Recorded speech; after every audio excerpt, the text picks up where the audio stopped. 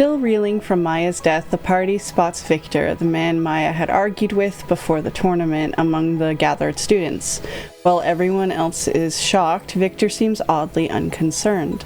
After the faculty send everyone back to their dorms, the group decides to investigate on their own. Suki and Hattori search the room Maya shared with Suki, while Soma, Leo, and Tomoji focus on questioning Victor. Maya's journal reveals more about the blood feud between her family and Victor's, including her fear that Victor would sabotage her education after a cousin's death was blamed on his family. A staff member confirms that the city investigators have been called in, but avoids answering questions about whether the Academy's magical protections failed. Meanwhile, Soma approaches Victor, pretending to share his hatred of Maya. Victor hints that he may have been involved in her death, claims Maya stole from him, and reveals that there are ways to selectively disable magical protections for a specific person. As the interrogation continues, Leo decides subtly subtlety is overrated and disguises himself as Maya's bloody ghost, screaming, "You killed me!" while pointing at Victor. The stunt causes chaos throughout the common room, sending students fleeing in panic.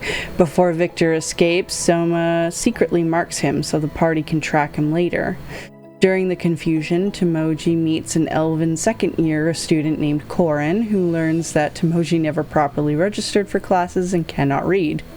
Korin offers to help him get his paperwork sorted out, and later Suki begins teaching Tomoji how to read and write while the group compares notes in the library. After learning more about Victor's apparent involvement, the party decides to investigate his dorm room during Maya's memorial ceremony that evening. While the ceremony is underway, Hattori picks the lock to Victor's room and the group searches for evidence. They discover a crumpled note instructing Victor to place a mysterious device on Maya before the tournament, along with a journal filled with hateful writings about her. The party takes both pieces of evidence before leaving. Tomoji leaves Victor a friendly note and a rock, while Leo writes, "You killed me" in blood on the wall. The session ends with a cinematic scene unseen by the party. A cloaked figure sneaks into the room where Maya's body is being kept, magically exsanguinates her, then covers the corpse again. When a janitor arrives, the figure uses the blood to nearly suffocate him before releasing him and escaping into the night. And as you guys all get your equivalent of a long rest, which we've already kind of topped your stuff off anyway, you all wake up the next morning, but today classes start. So I guess briefly, how does your morning look as you first wake up and start getting ready for class?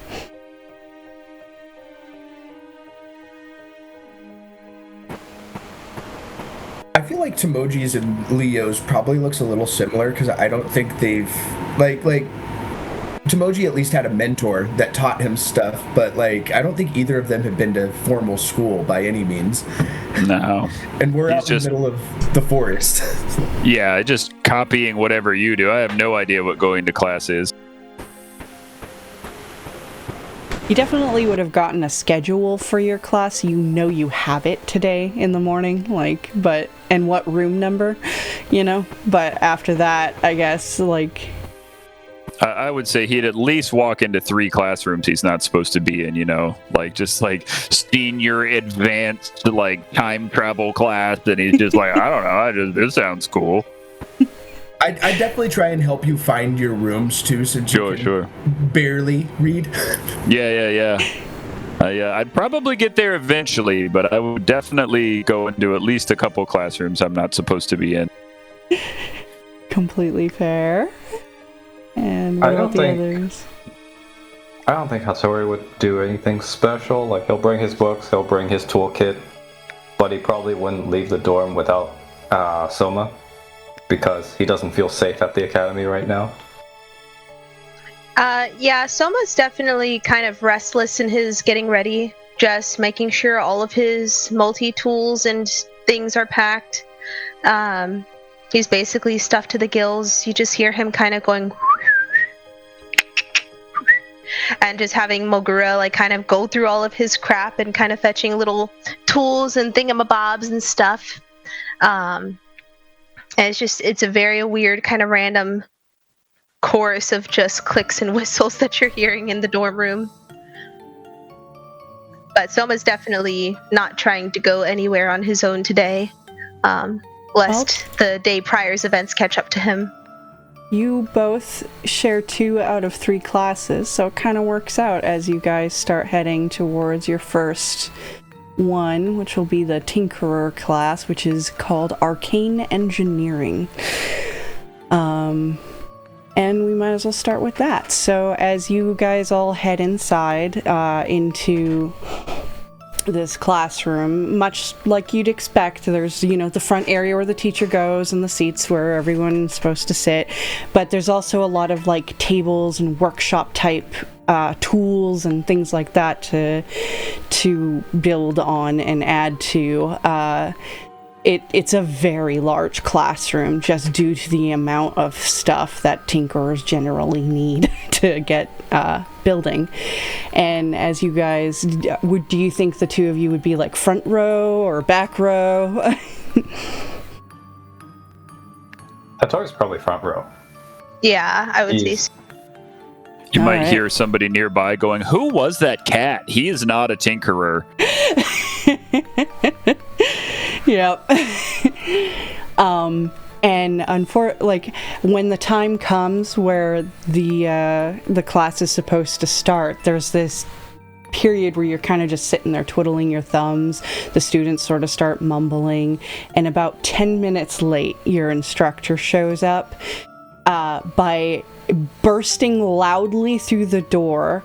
This woman with blue skin and darker blue hair, she would be a water genasi in D&D terms, comes busting through riding a mechanical panther and basically just enters like, "All right, motherfuckers, welcome to the best class in this whole goddamn academy.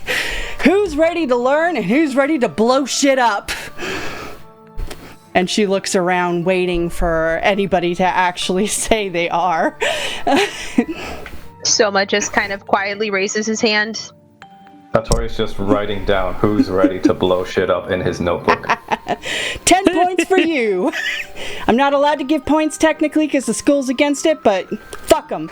My name is Pearl, and she writes her name up on the board. And I will be your instructor today. Well, for the whole year, I guess. Anyway, let's get started. Who knows what this is? And holds up a wrench. Soma's just gonna say, that's a size 10 millimeter wrench. Ooh, 20 points for you.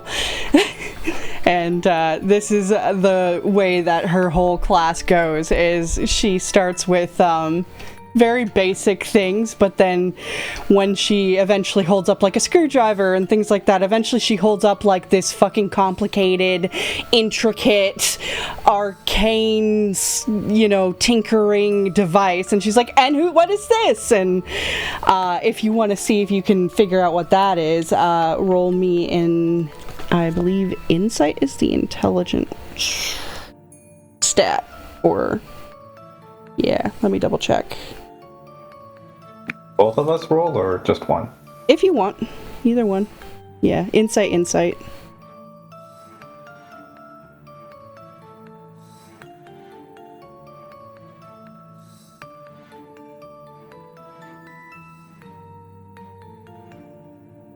Yeah, so both of you recognize it as kind of like what you would put in sort of like the equivalent of a motherboard in this world. It's the main component that connects all the other components together.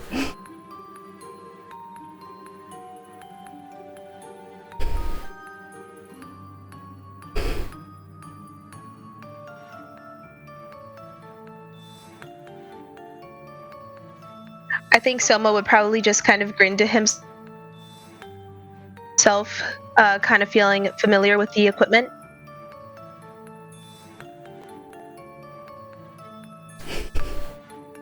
And if either of you answer, she again rewards, and it seems like it doesn't matter. Like, she just pulls a random number out of the air for answering. This was a, motherboard. She's like, 50 points to you! And then she starts kind of gathering everyone up and starts going over how to connect certain things. And eventually, by the end of the class, as she's like hooked up this thing and hits a particular button, a bunch of fire just shoots out of it from the side to make a little like flamethrower type device. And day one flamethrower, that's cool. Yep, she does not fuck around with explosions. During this, too, you see she has a random bunch of little mechanical critters that kind of get involved. Like, if she needed something, this pine cone metallic spider... So it's like a spider with, like, this pine cone on it will scurry off and go fetch her a tool. And likewise, that mechanical panther will just kind of sit in the corner while she's doing all of this, too. I think as the class is progressing, Hattori's just going to get more and more into it. Like, he'll eventually start to, like, I guess finish her sentences. Like, whenever she describes something, it's like, oh yes, that is the tool used to make the flame turn blue or something. Yeah, and she's like, good job! And she'll ruffle your hair, and she completely loves that you are getting just as excited as she appears to be about all of this stuff, so you get this mysterious amounts of points too, for sure, as you guys continue. And from there, we will leave you guys as you are excitedly tinkering on to, we'll go with the Elementalist class, which is Applied Elemental Theory. Eventually, Tomoji is led by Leo to his actual classroom. And, this makes sense now, because this is what I want to learn. I think you'll like this one a little bit better than those other ones. And unlike how Pearl was late to hers, Valen seems to be there on time, or actually early. So he's already in the classroom waiting as students are piling in, and he is an elven man, and he just looks what you would expect from like one of those sort of more high elves, very proper, very beautiful in a way, but he tilts his head slightly when he sees Tomoji enter, asks and kind of, what is your name? I'm Tomoji. And he seems to check down a list, just to... You assume a list of student names and raises a brow. Welcome. Thanks. I'll just kind of like sit on a desk, probably. After a while, as students finish piling into the class, he would sort of gesture to you, please sit in the seat so those behind you can see.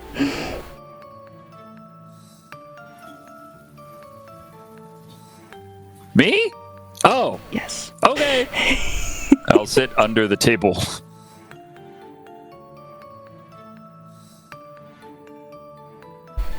He just continues.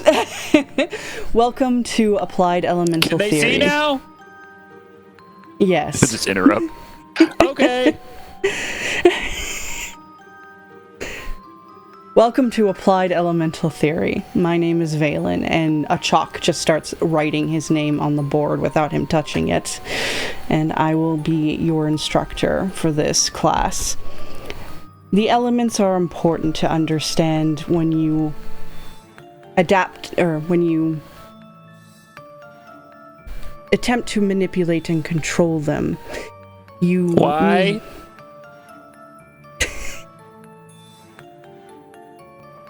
He's not laughing, I'm sorry, I love this. Are Aren't you here to learn how to? Yeah. So, as I was saying, you need to be careful as you do so. Ooh, why? If you don't, then the power could get away from you. Why? This might go on for a minute until someone tells Tomoji to shut up. If you would be quiet, then I could finish my explanation. What? Ugh. Okay. Earth and, some rock on his desk floats. Air, and you see a spiral. Fire, and this candle kind of explodes up and hovers there in the little fireball. And water, and out of a glass he summons up some water. They all have their specific directions and ways in which you need to learn to control them. Otherwise, if you lose power, he doesn't stumble like I do, but he, as he explains, if you lose this power and control, and they all kind of burst and explode in a very violent way, doesn't hit anybody because he's kind of did it on purpose, so sort of directed it away from anybody, but he just says it is very important to understand how each element works, and as such, we will start with water. And that continues on. He starts going Tomoji is fast asleep. Until he specifically calls on you to do something. Huh? What? Huh? Well, as I was saying, the element of water needs to be controlled by...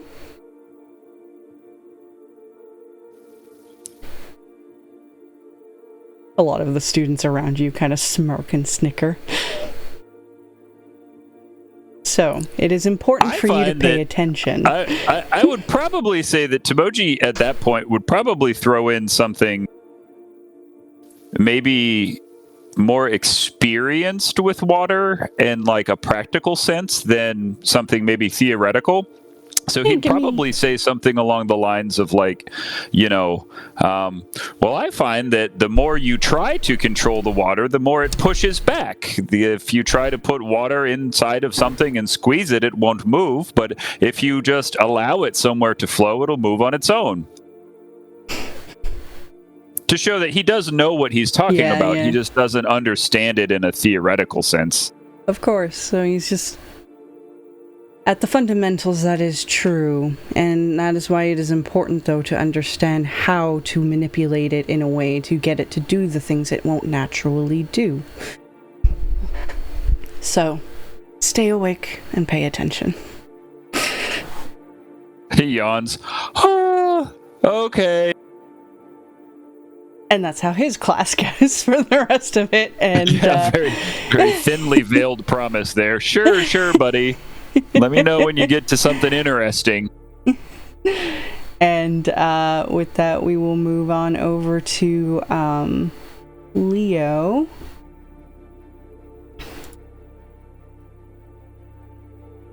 Who... Oh, actually, you'd be in this class too, because you have elementalism as well. So, unless you didn't want to sign up to learn more about it, but that's up to you.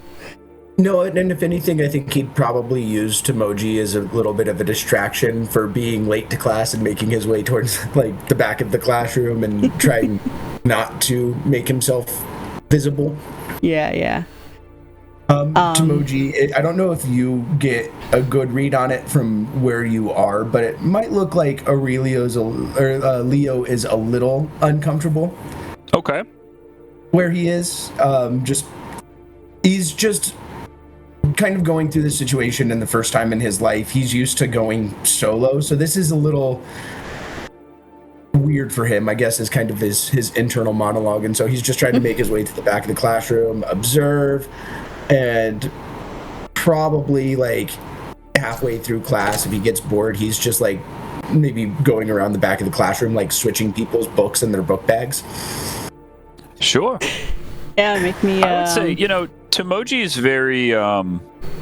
He's very comfortable in the sense that he doesn't really know what's going on, so he's just very Tomoji.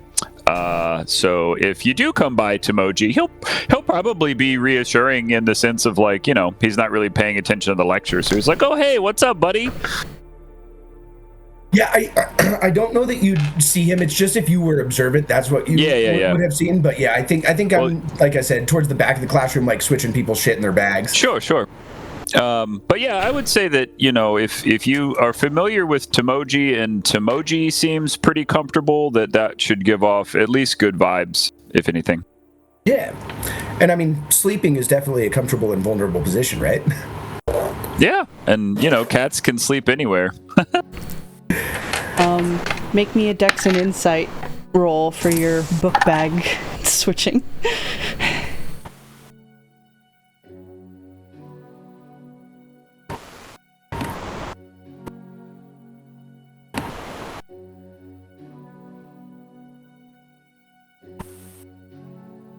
I definitely remember what I'm doing here, guys.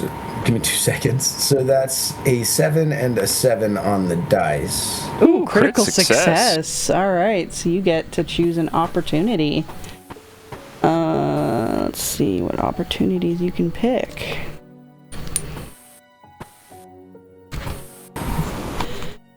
So you could give advantage to the next check performed by you or an ally will receive a +4 bonus.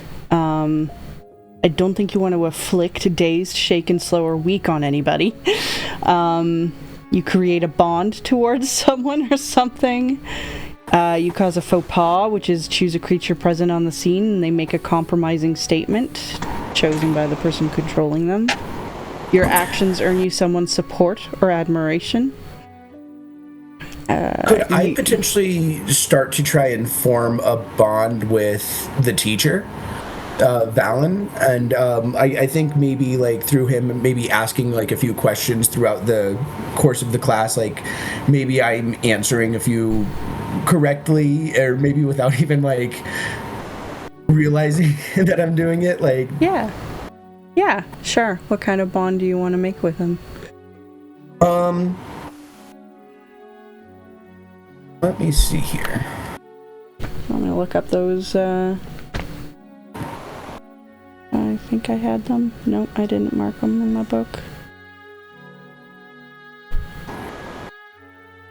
Maybe admiration? Sure. Like if... Yeah. Yeah, so put a bond to admiration, Valen. And, he is... As much as, like, he was giving Tomoji shit, he's good at what he does, so he explained things very well. He rewarded you, or, like, verbally anyway, for having the answers correct. And, yeah, I mean, he nodded, like, appreciative when you answered things correctly, too.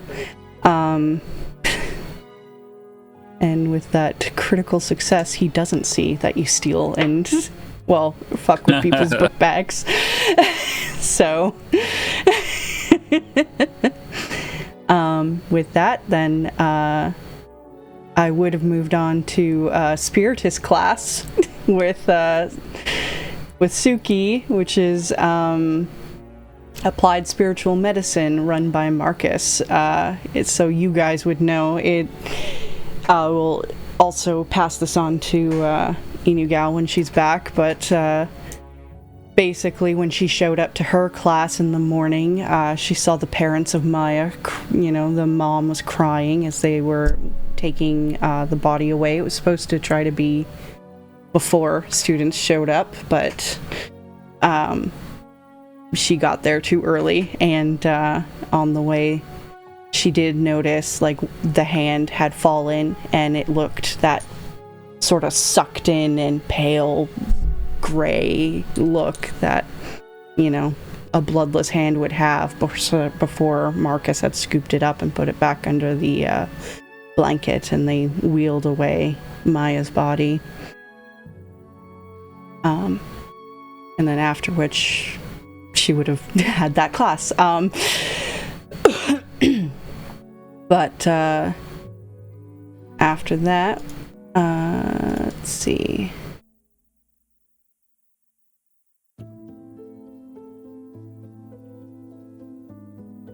Suki and Canyon share Chimerists class, so you go to Wildlife and Arcane Ecology, which is led by a woman named Lucy.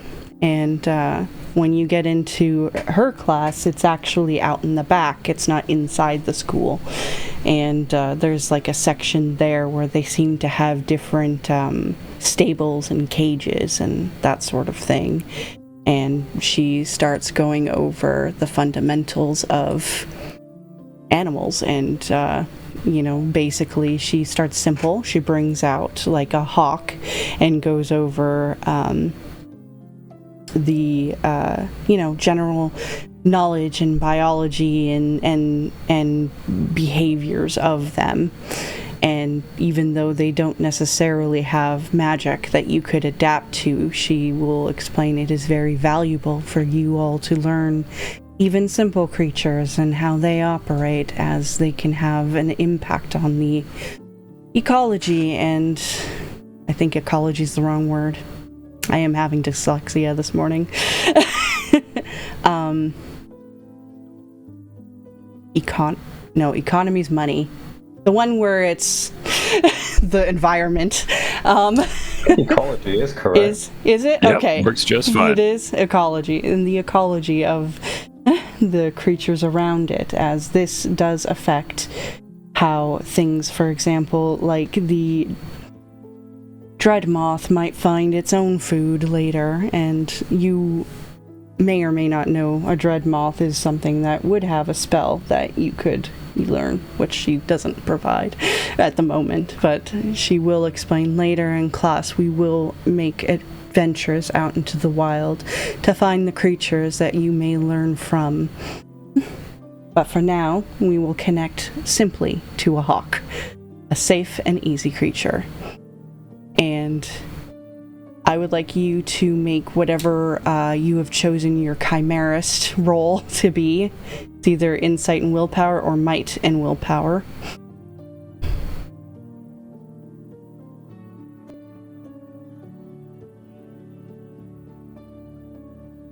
You're muted.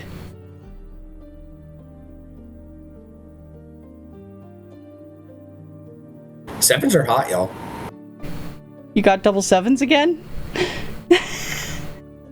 All right, so you like fucking dive into the eyes of this beast and you like connect on this fundamental level, and it's almost like you feel like you're the hawk at the moment and you could soar through the clouds, and how wonderful that feels. And let's go through the opportunities. Do you want to make another bond with another teacher, or there's also I don't know if Inugal would be open to this, but I think that she might be, but maybe trying to form a bond with Suki.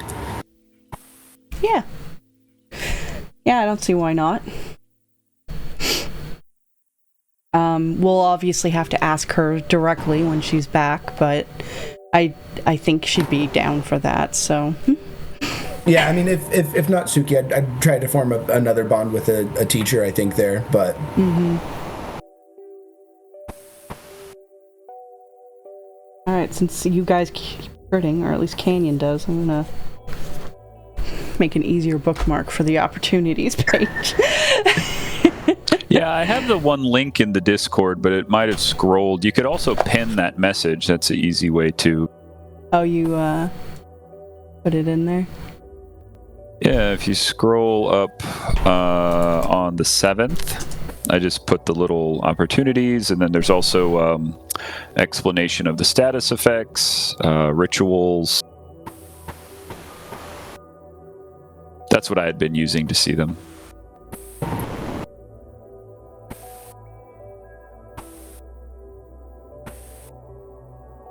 On the 7th?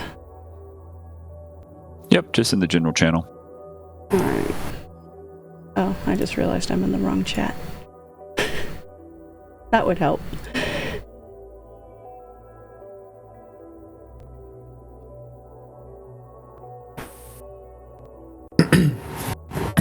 All right, in the meantime, though. Sorry, I was just going to say, if I could give it a little flavor, could I potentially have become the hawk for just a moment? Nice. Yeah, I like that. Purple-eyed hawk, mind you, but yes. Yes. And I think that's probably how Suki would recognize it's me if we are going that way with the bond. Yeah. And what bond do you want to give her?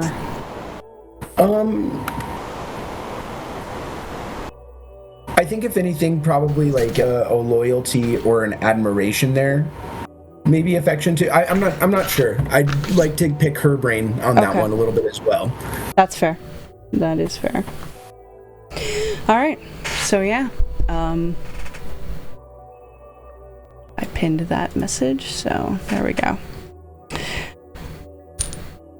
And as you sort of have this moment and literally become the hawk, a lot of the students kind of gasp in surprise, and you'd see Lucy sort of raises her eyebrows, and she's just, well done.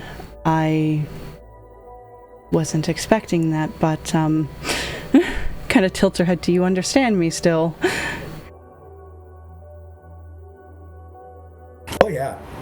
Actually, no. I think I. Oh yeah. No. I'm just fucking with you. Well, this is very unique ability.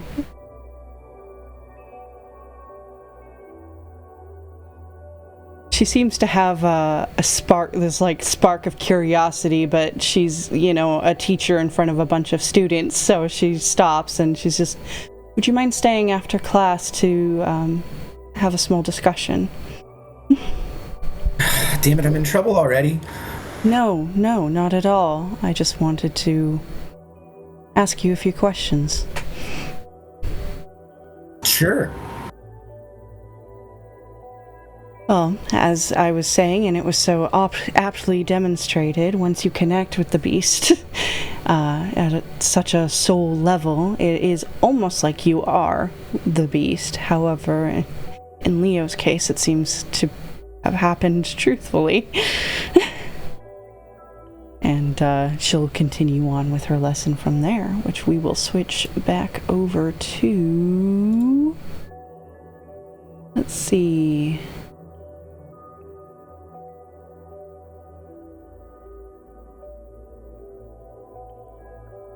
do the Lore Master with Tomoji. That's gonna be great. Yep. As he was already falling asleep with the other one. But Myth and History. You find your way over to Myth and History, and as you enter, this guy arrives on time. He's not sitting there already, but it seems like he was teaching a previous class, as we're kind of going into the second stages of classes anyway. And he seems to have a big stack of books he's carrying in and puts them down, as there is not a ton of people here.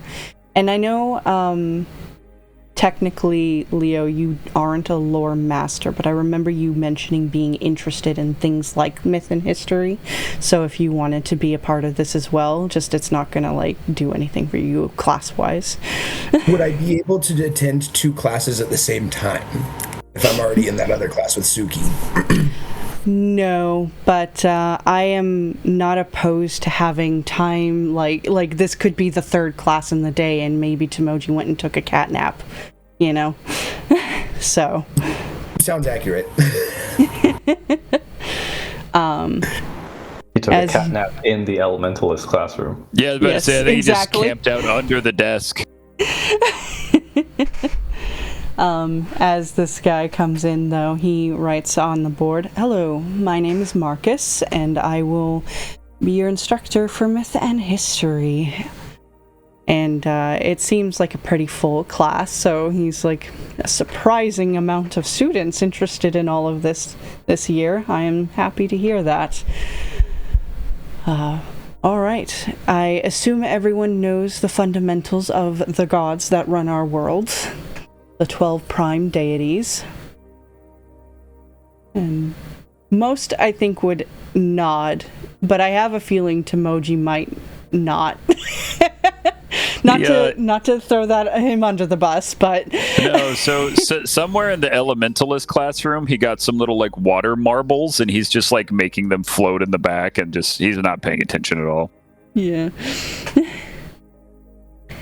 Since no one seems to deny it, then he continues. It's a big classroom, so he's not like gonna specifically call anyone out. And he's like, perfect. Currently, we are in the 6th age of Atreus, and he writes that down. And he starts going through, I guess probably the order of the ages, so you guys would have that information, which I will post in the Discord later.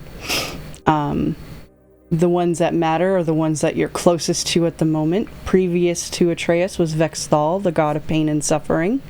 Right now it's Atreus, which is the god of justice. And the one after Atreus is Domina, the goddess of might, which is most commonly used for war in her, That's the best way she finds to getting might, is through hardship and war, so he basically just kind of describes how currently Atreus and his absolvers are busy with a lot of the issues that were caused by Vexthal, especially in the region of the Frigid Keep, which for the player's purposes, because I'm sure some of the characters don't pay as much attention, but the Frigid Keep is on this continent. It is the most eastmost point of the continent that you're on, and it is widely known to have constant issues from the evil gods. Like they have their muck that they do, and DeGrassa is known to sort of be the standing like kingdom that prevents that from coming further into the continent. They're kind of like the one kingdom in what's it called, Lord of the Rings, where I think Boromir was from. They stop the orcs from entering the world of man, sort of thing. Like, that's what DeGrassa does, so or DeGrassa, depending on how you want to pronounce it. But anyway, he kind of just does a little brief bit of that and starts going over a lot of other, like, very, very bland history of... Would you be opposed to maybe opening up a map and kind of pointing out a few of those spots for us? Yeah, let me load in the world map, sorry. No worries at all. If it's too much hassle, no worries. No, not at all. I do have it in the Discord. It's like in one of the Discord channels is the map, but I will put it out on the Roll20 as well. Just give me one moment here. So while you're pulling stuff up, I would say that somewhere along the way, Tomoji would get interested in the conversation. He'll probably put his marbles away and, start kind of paying attention to what's being said. I think what would fit best here is, since Tomoji is illiterate, everything that he learned about the world is all oral discussion. Very Socratic method, very just working with his mentor, pushing back and forth on ideas. He has a very good memory for all of the things he's been told. So I would say probably somewhere during the conversation, Tomoji's going to try to push back against the professor a little bit. kind of like maybe if like, because his mentor, Tomoji's mentor, was a hermit, right? He was kind of eccentric. So maybe something like, to use a real world example, like he was raised by like a Marxist, and he's sitting in like a economics classroom talking about capitalism, and he's like, well, actually, and then he just starts going about the bourgeoisie and the proletariat, and how kind of really counterculture to the narrative, not really pushing back on like the facts. I mean, obviously the ages go in the order of the gods, but I imagine somewhere in the discourse of divinity and mythology that there may be other schools of thought, kind of like, communism versus capitalism. I think Tomoji's probably going to try to push back here and maybe challenge a little bit of those perceptions, not in like a non-academic way, but in like, this isn't probably what's really taught in schools, but this is what I learned, and maybe offer some counter examples of like, well, sure, I think that this god actually was responsible for that, and it was this other issue that's influencing the situation. And I would say the class would probably see that Tomoji is probably interesting and probably kind of well spoken in this sense, because this is the first time that he's been in a learning environment that's similar to how he learned, which is very oral discourse back and forth. I'd like you to what rules would you like? Willpower and insight. Willpower and insight coming right up. Brex, while you're rolling, do you want to hear a fun fact? Yeah, absolutely. I would say your mentor might not have even been from this world originally, so like maybe some like I really like that, because like maybe some of that information wasn't all there, so it's like how he came up with that and taught that on to a second generation. Yeah. All right, so I found willpower and insight. Also, do you guys see the map now? And yeah. With Degrassa. Yeah, so they're the ones keeping the Frigid Keep at bay. Mine's Refuge is where you guys are.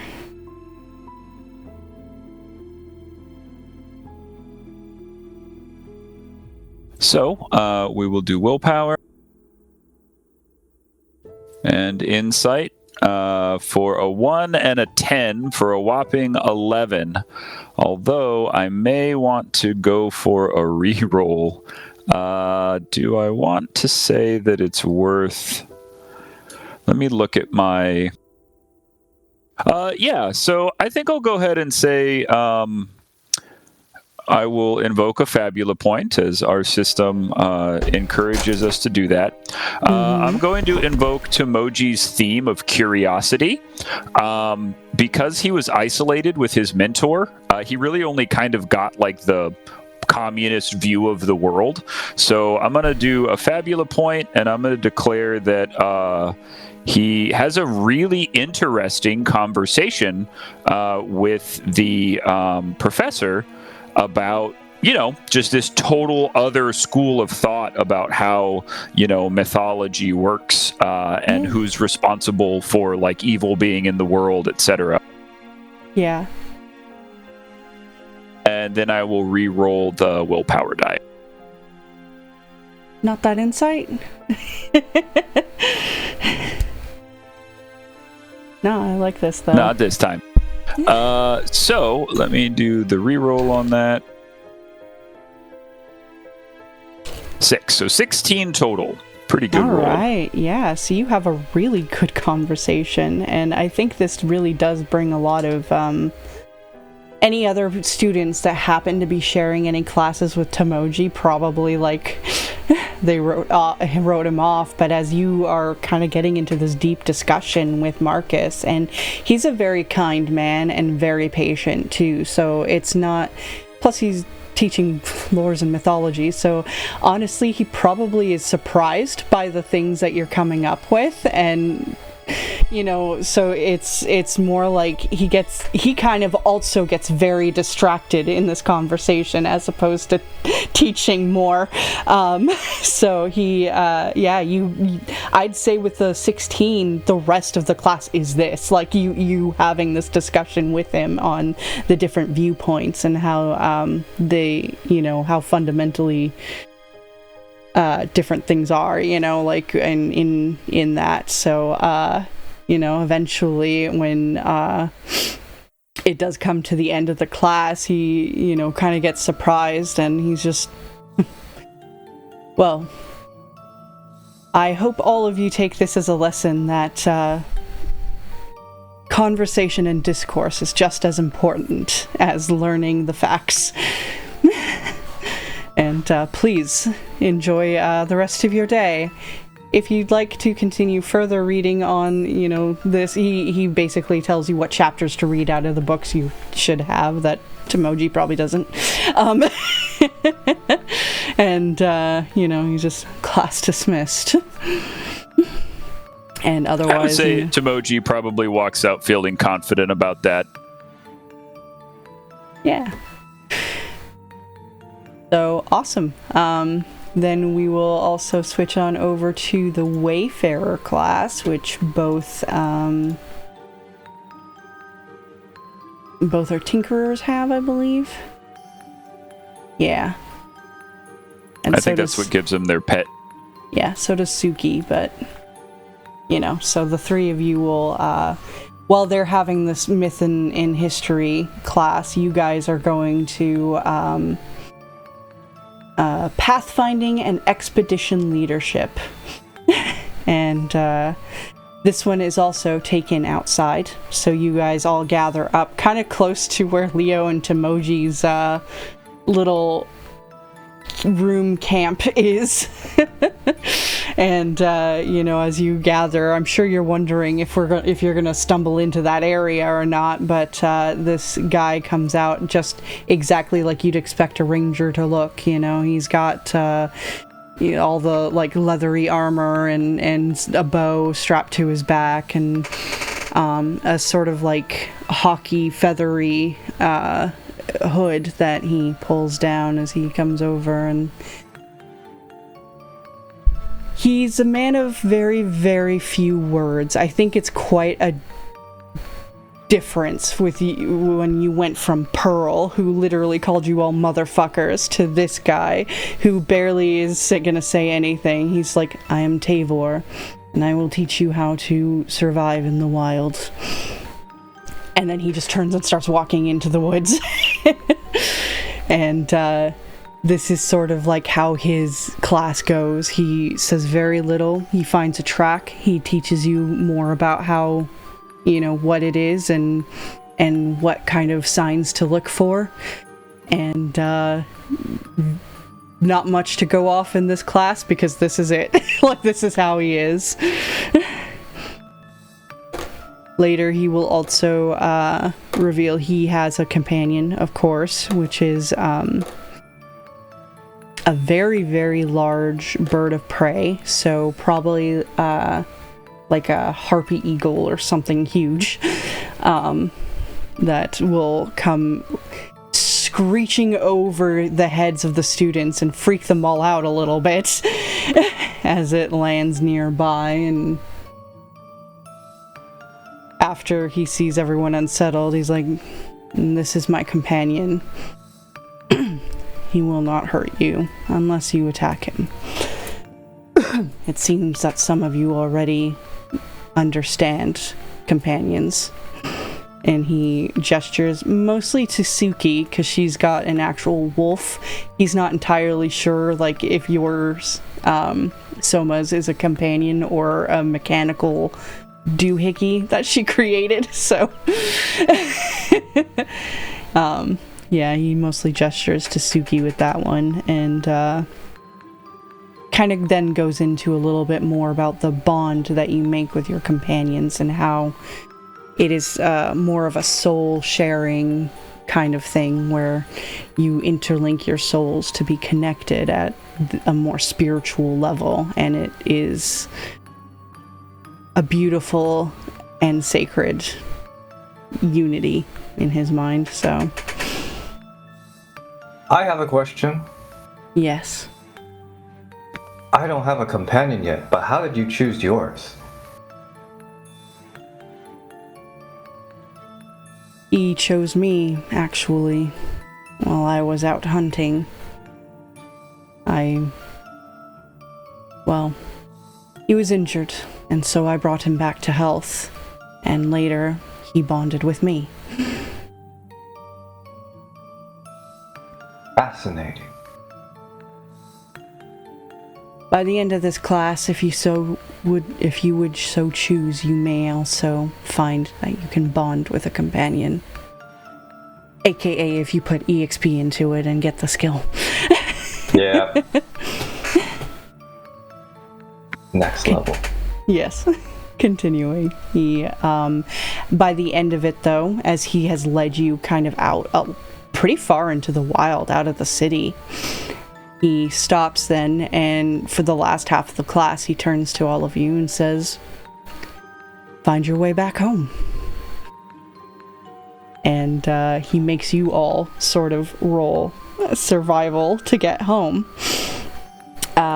Which survival would be... What is survival? I feel like that would be... Probably Dex and Insight, to be honest. Yeah, we'll go with Dex and Insight. And you two can either roll separately, or if you'd like to combine your rolls as a group check, that is up to you. The DC is going to be lower, because you do have other students there, sort of helping. But...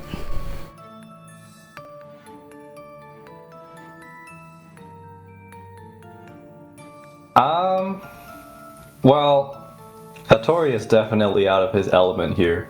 He might try to find his way on his own for a bit, but then he'll just walk in a big circle, probably in the span of a couple of minutes, and say, "Oh, Soma, you're here. Wait, are we back where we started?" I think he'll let Soma take the lead.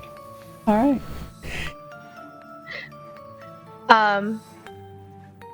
Soma's just gonna kind of say, yeah, it seems like it. He's just gonna kind of like glance down at Mogura and kind of glance back up at Hattori, and he's gonna go like, I can give it a try. And then just remind me the rolls again. I think it was Dex and Insight.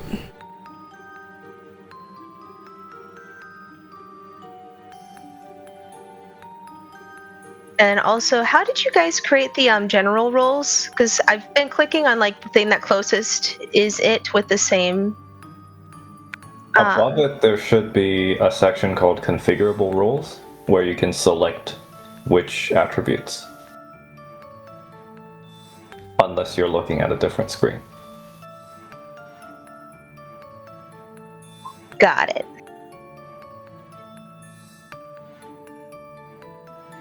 Oh yeah, I see the configurable roles now. I was doing it separately also. That's helpful.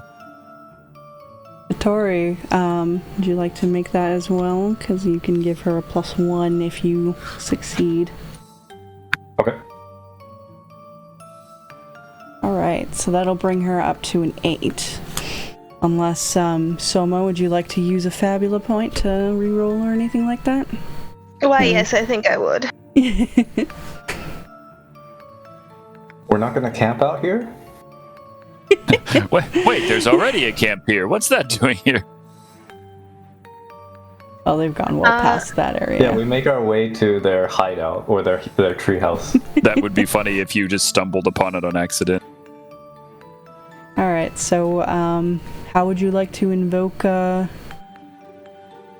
thingamajig trait, or a bond would increase your roll. So you could either invoke a bond, probably with Hattori, since you're with him and he's helping you, and that gives you whatever your strength of the bond is with him, a bonus. Or you can invoke one of your other either ambition or... Sorry, that's the wrong character. I opened Hattori.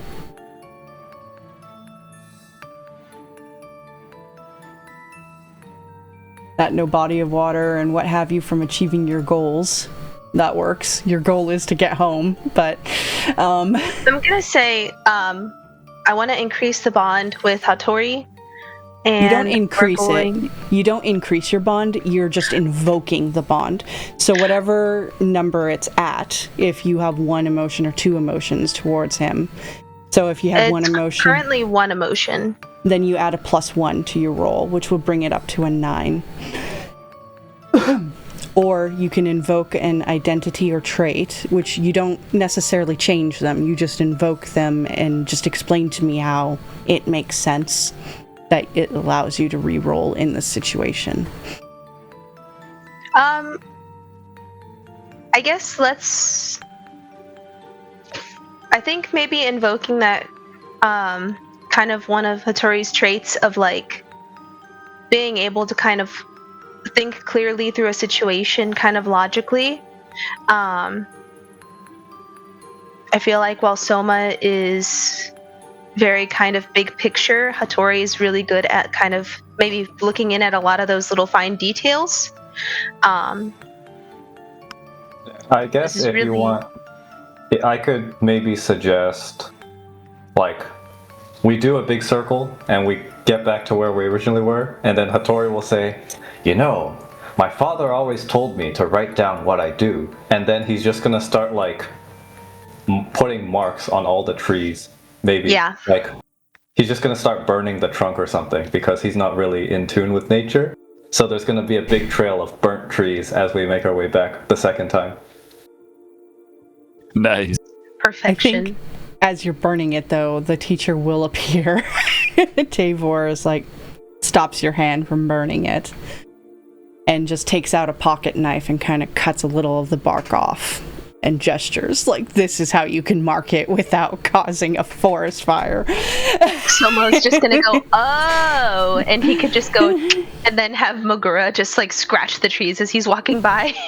Yeah. All right. Like, that makes more sense. Are you gonna re-roll both or just one of those dice?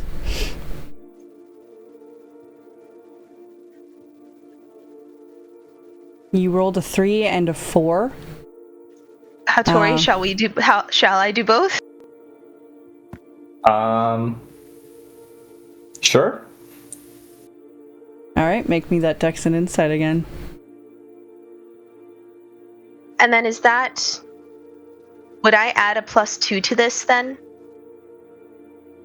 You would add a +1 because of Hattori's roll. There you go. Alright. So it was probably very much like you described. You walked around in circles for a while, and then eventually, when you realize marking the tree and things like that, you start making your way back towards Mine's Refuge. And when you realize that you're making circles, you're like, we've been here! That's our mark! And you manage to get your way back eventually. And surprisingly, there are some students that were actually later than you guys were at arriving, so some did even worse, and there were a couple that Tavor himself had to go fetch and lead back to the school, and they look so disappointed in themselves when he arrives, and afterwards he's just like, take this experience as a learning... as a lesson, do better next time. Class dismissed. And he, instead of heading back to the school, he heads back out to the woods.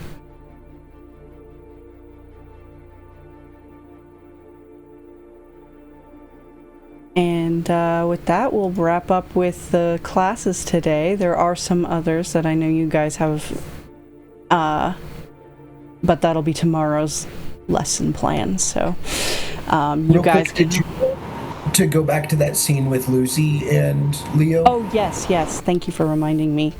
So after class you hang out and wait as everyone goes, and Lucy will kind of just walk over to you and, how did you manage to become the animal? That's not a very common thing. No, I don't really know how I do it sometimes, but it's kind of like how you described, where you form the bond with the creature, and then if you've got that bond, you can do it. Sometimes it's not really intentional. Sometimes I've just been turned into animals, and I don't know if maybe that has anything to do with it. You've been turned into animals? Yeah, a couple times. He says casually. Yeah. She just eyes you. Hey man, my mom was a little rough with punishment. She didn't do spankings, but... How old are you? 11, I think? 10? How are you here in Mine's Refuge? I think my dad paid for me. But so young, you should be in... Well, you should be in high school and not... Well, possibly even elementary, not here. Yeah, we kind of grow up fast in my family. May I ask who your mother and father are? Yeah, you can definitely ask.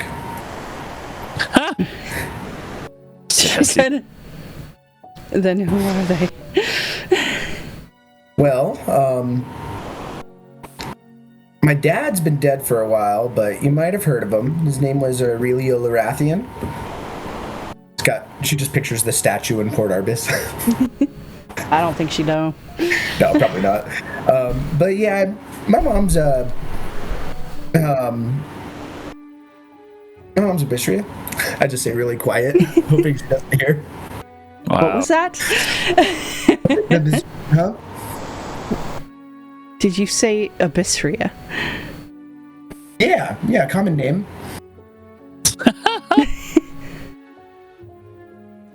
I mean, she looks at your purple eyes. She's just like... More common than I would have thought.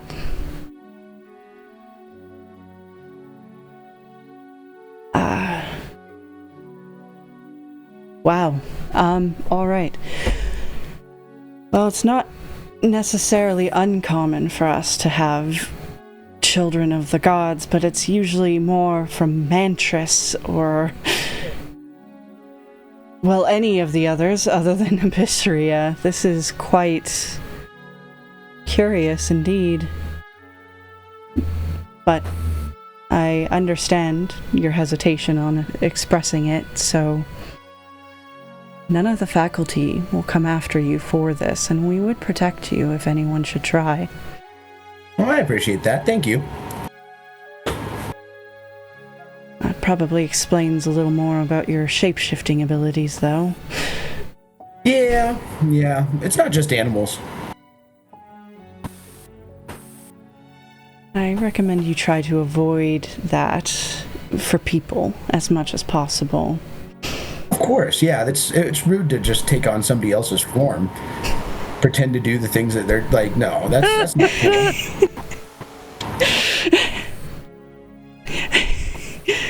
You know, make me a willpower and insight roll there. Yeah. 7. Just eyes you. No, just a single 7 this time. Yeah. Hey, 7s are still hot. Yeah, apparently. Doing that sort of thing will get you in trouble, and if you do break the law here, there's nothing we can do about that. Yeah, I've had to maybe do it in other situations where it was to my benefit and probably best for my survival. You see her sort of like originally hard look comes soft again, and she's just... I couldn't imagine. Yeah, I don't know if you know Continuum, but he's not my biggest fan. I can't say I know him personally, but... Oh, you're lucky.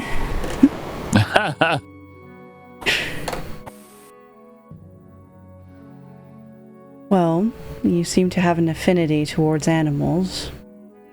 Yeah, animals are awesome. She sort of looks back towards where she's got a lot of these, like, you know, cages and things like that. If you'd like to come and help take care of them, it would go towards extra credit. Yeah, anytime. I can talk to him too. Really? Yeah. Well, it seems you're a little more... This is probably something that she would have too. Yeah, as a chimeras, yeah. It's just, she adds on, you are definitely a little more advanced than some of the other students, it seems. Yeah. You know, I said I'm like 10 or 11. Yes. I was actually born during the last age of the Bishria. That was 100 years ago or more.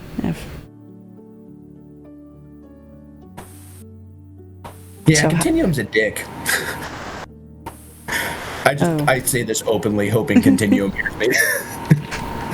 You get shunted through a portal again.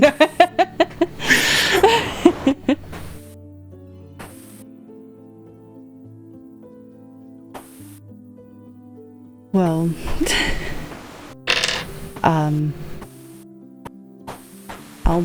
I'll be here if you need to talk, and like I said, you can always help with the animals. They always Thanks, like Lucy. to chatter. You might be my new favorite teacher. Well, I'm glad to be on one of your favorites instead of another list.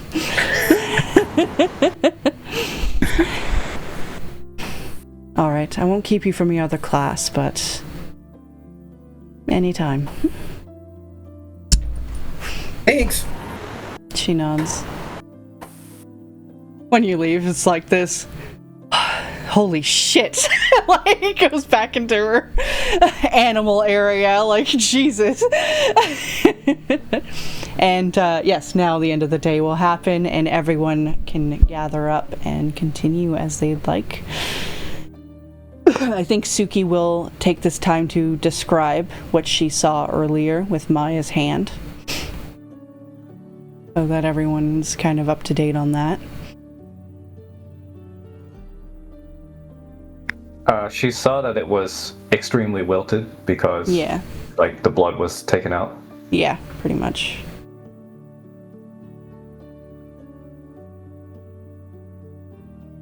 Tomoji would probably say, ugh, I've never heard of magic like that. It sounds yucky. I'm not a physicist, but that doesn't sound natural. Do you think it's Victor again?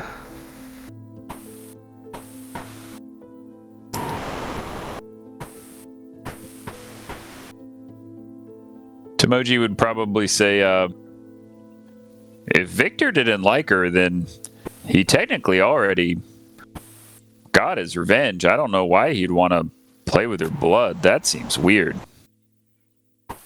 Sarah, just with any of my family history, would I have any inclination? Make me double insights. 7s are still hot. I got another 7, but 12 total. Stop with your 7s. It is a lucky number for me. Time to get a lottery ticket. I'd say definitely with a 12. You don't know what exactly it could be, but you have heard there are some rare or dead magics that exist out there in the world. One in particular stands out. It's not, you don't think it's connected, but there is a magic called biomancy, for example, which is basically necromancy on living things. They can take living tissue and manipulate it to either enhance or wither people, you know? It is a very rare and dead magic that doesn't exactly exist anymore. Well, I guess it does exist, it's just it's not known anymore. So with something like that in mind, yeah, there could be a magic that does something with blood. Why not, you know? Well, it's either magic or vampires. There's vampires, Tomoji? and there's also demons. Demons takes blood to do their rituals a lot and do like crazy evil ritual stuff, sacrifices and things like that, but not, although you don't know that it was sucked out of her body, but that could be a reason why blood was taken from her for some evil ritual. Tomoji would kind of scratch his chin and his ear and say, if only there was somewhere that we could go to learn more about stuff we didn't know. And he kind of like looks around. I thought we were there. Aren't we in school? Soma's just going to say... We're in the academy. Soma's just going to say, guess I know how your first day went. Honestly, it went really well. You should have heard him talking with Marcus.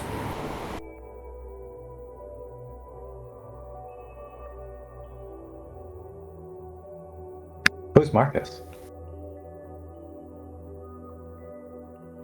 Was that the old guy? Yeah, he was the history guy. Oh. Well, we could try to ask some of the teachers if they know what might have happened to Maya. Or maybe, and he'd kind of look at Suki and go like, what's the thing with the squiggles inside of it called? I'm sure she'd say a book, right? A book? Yeah, right. Yeah, we should find some of the squiggle things. And maybe the squiggles can tell us.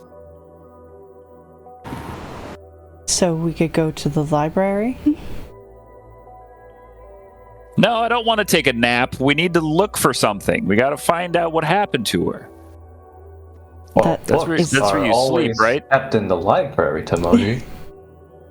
Oh. I thought they were just really weird pillows.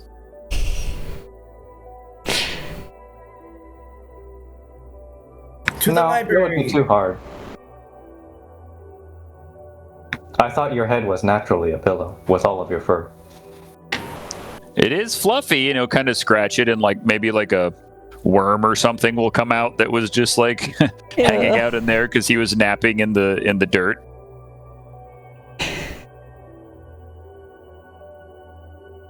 Well, let's go check out the little squiggle squares and see if it can't tell us what happened to Maya. So maybe we can protect ourselves from whatever that yucky magic is. Off to the library you go. And when you get there, it's the same. I think some other students have shown up now because they're not kept in their dorms and they need to study now that they've gone to their first day of class. So there's a bunch of people around trying to get books and different things. Real quick, did you guys want to do a bio break at all, or are you good to Yeah, I keep could going? top off my coffee cup real fast before we get into a new scene. Yeah. Yeah. All right. All right, you guys ready to hit the library? Yeah, I think Tomoji would kind of casually walk up to the like front desk person, and since he's very small, like little cat ears peek over like the desk and like maybe his eyes, and he's like, "Do you have any squiggle squares about yucky magic?" I'm probably right behind you, and I'm like, yeah, a little bit more specifically, like maybe evil vampires or like blood magics. Things that make people jello. Stuff that like takes blood from people. Lots of death stuff. Why are you looking for this sort of thing? We're asking The for a best friend. investigators. Investigators. For a friend. Yeah. She's dead. Because she wouldn't know about the student that died just yesterday. So she's like, you're friends of Maya. Who? Yeah.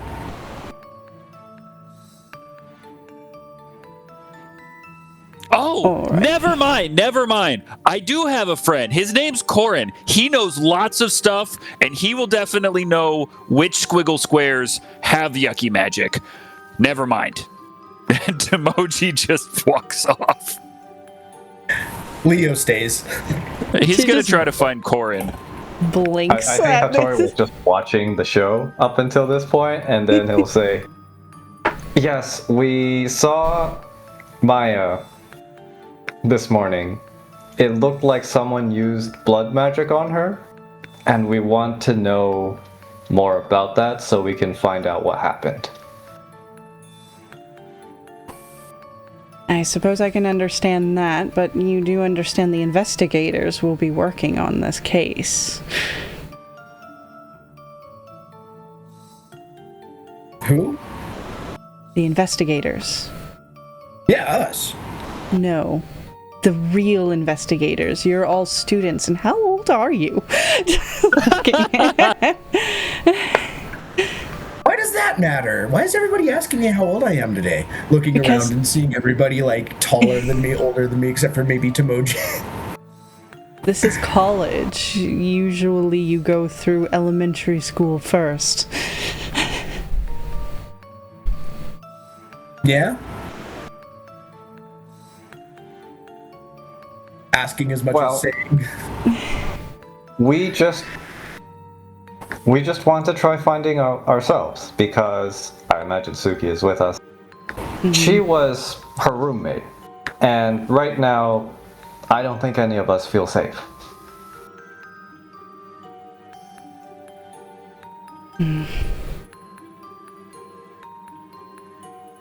Well, you think learning about all of this will put your mind at ease, or don't you think it will make you feel more anxious?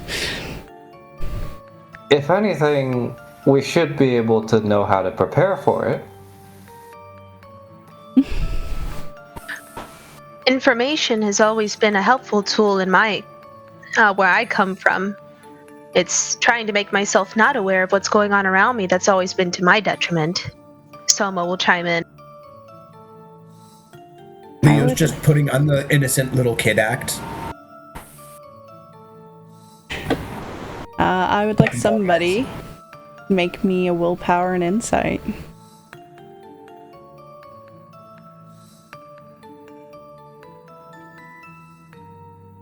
Probably not Leo.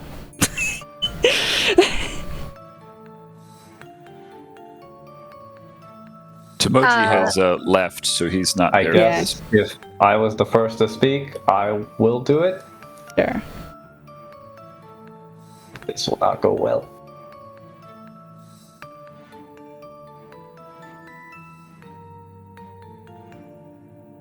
Alright, so I did say a willpower and insight, but we can take the roll anyway, it's whoops. fine.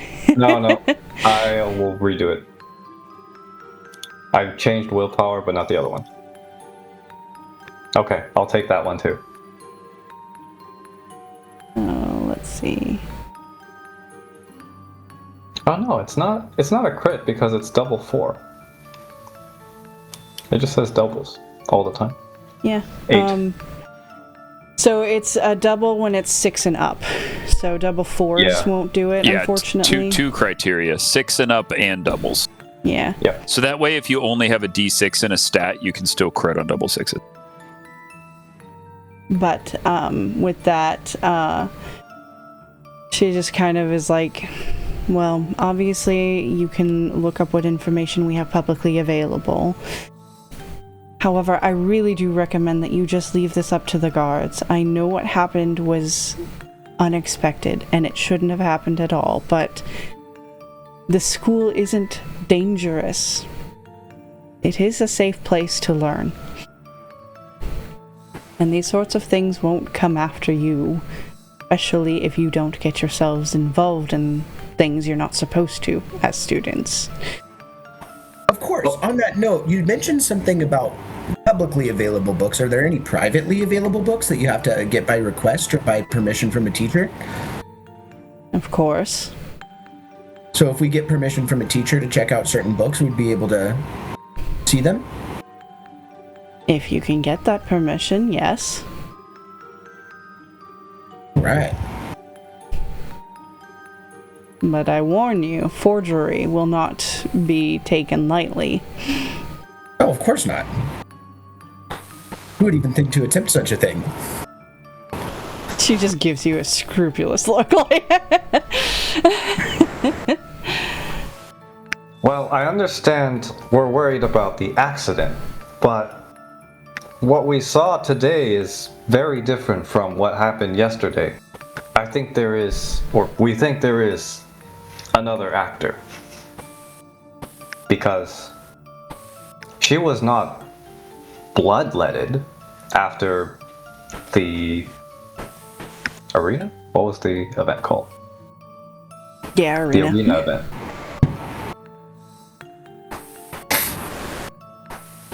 Well, vampires and blood magic would be under, well, vampires under vampirism.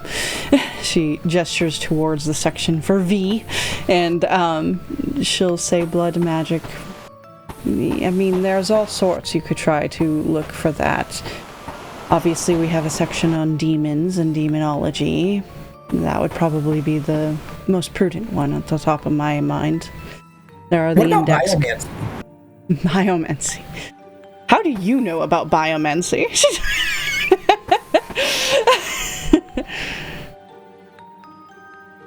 I've had some interesting teachers. Well, that would be under magical theory, and, you know, she points out, like, a section on more esoteric magics. And, as you guys go off to find these books, we'll pause and head on over to Tomoji, who's, I guess, wandering the library. He would probably just be calling out for Corin. Hey, Corin! Anybody seen Corin? And then I would just inform Corin that we have some really interesting things going on, and he should come hang out with us. And I'll just loop Corin back into the group. If I can find him. Of course, as you're shouting for him, a lot of the students look up like, shh, be quiet. This is a library. If I'm quiet, I won't find him. Corin! One of the students is just like, he's in the back. He won't hear you from here. Please be quiet. Thanks! Sorry. Thanks. He kind of says sassily. To prove his point that being quiet doesn't help you find anybody. But yeah, I would just inform Corin that we need his help with some book things, and that Corin is the best at books, and he should help us. Yeah, as you came upon him, you saw he had a little bit of a stack going, like, next to him, as he seems to be gathering certain materials, but he is, you know, he smiles warmly as you approach, and as you say that you need his help with books and squigglies. He's just certainly, and grabs his stack and starts heading with you back towards the group. And so we'll just loop my buddy in with us, our collective second year friend.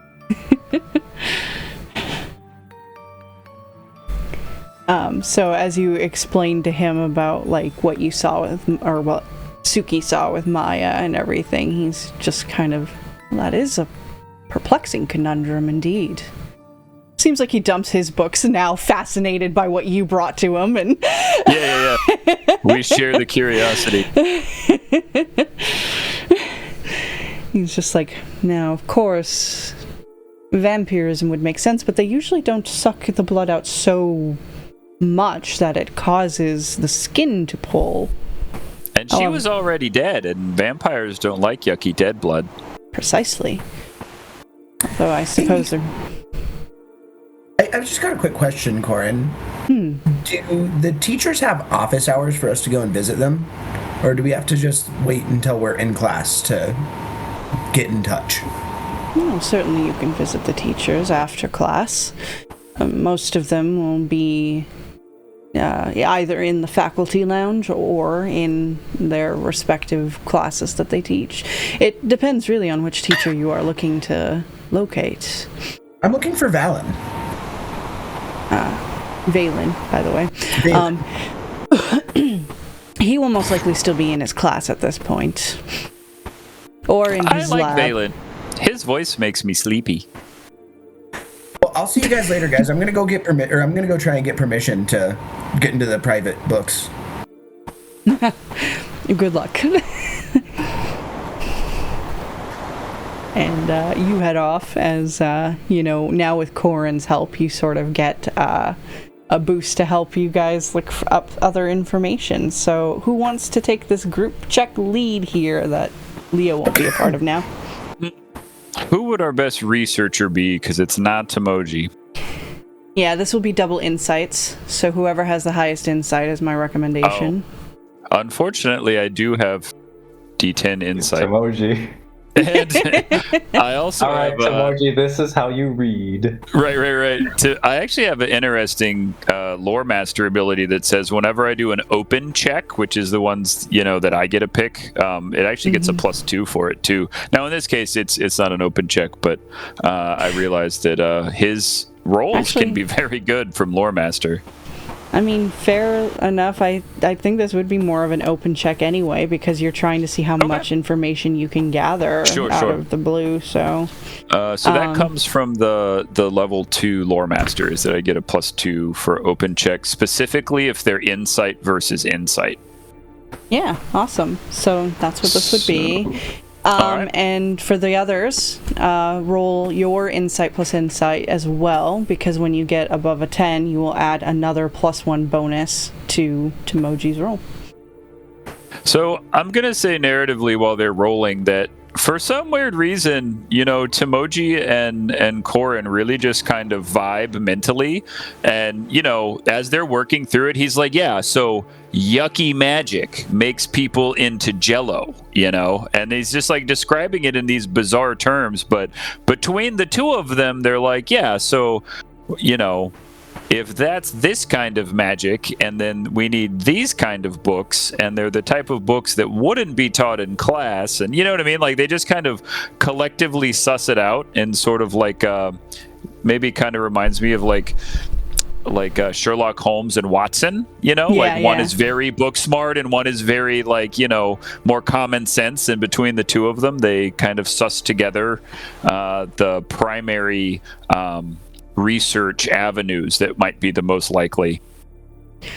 Real quick, Soma, you rolled a Dex and Insight, not Insight and Insight, so I'm not sure if you have different dice rolls for that. And other than that, that was my fault. I did the generic roll, but I didn't switch it over to Dex. Okay. I think they're both D8s though, right? If they're both the same, then I don't think it makes... They are all... I do have D8s across the board. Okay. In that case, too, with Corin's help, you will also gain another +1. So between Corin's +1, Hattori's +1, and then you get a +2 for your lore master. That'll give you a +4 to this roll. Let's see how we do.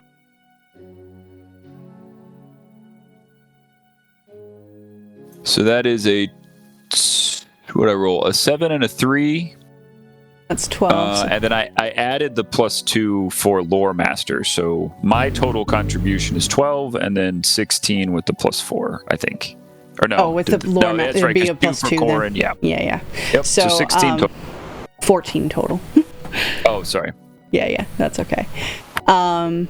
All right, with a 14. And then, of course, I mean, that's a really good roll. I'm not saying you have to, but you could also invoke your bond with Corin if you'd like to add another one. Yeah, definitely. I think pulling him in would definitely be a thing, since we're vibing on the whole,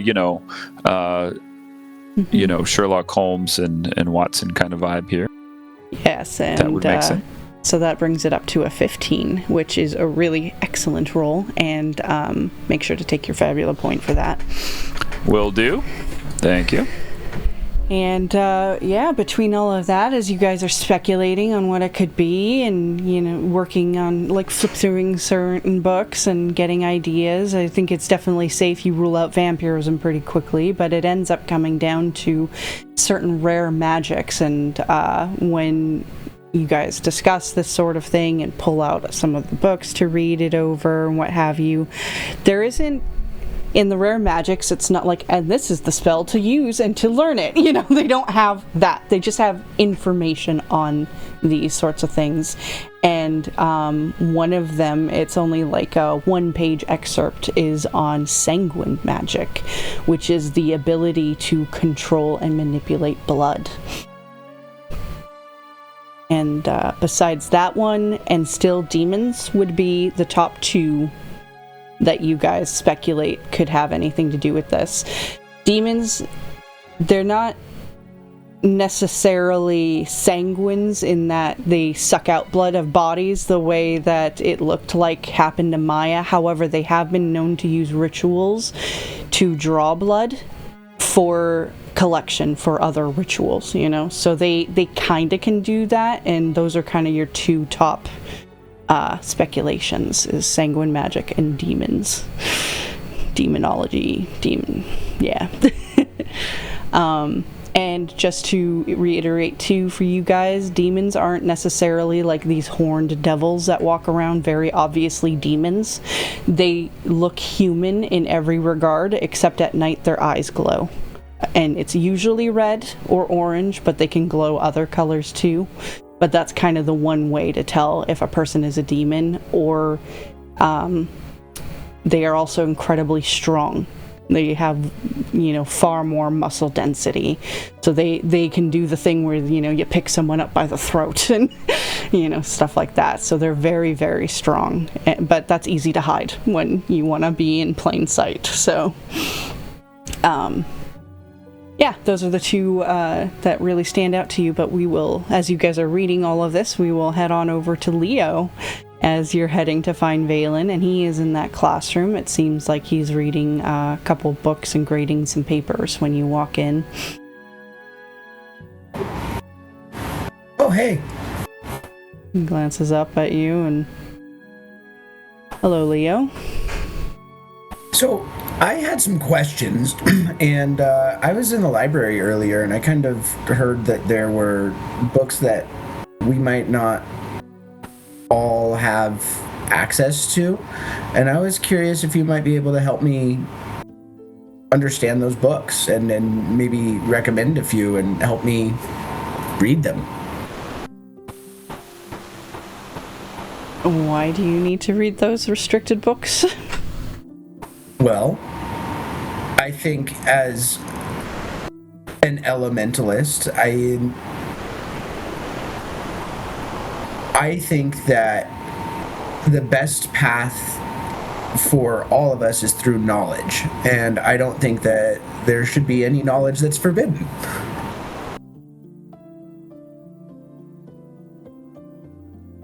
He just blinks at you. I guess actually make me a willpower and insight. That's double 5, so not good, but not bad either. 10.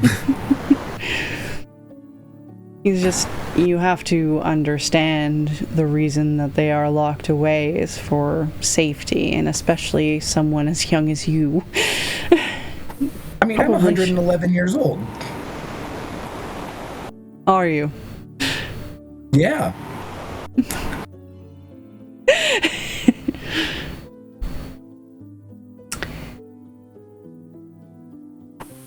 Leo, I do want to help your education. If there's anything you need to know about those magics, I will be more than happy to tell you about them.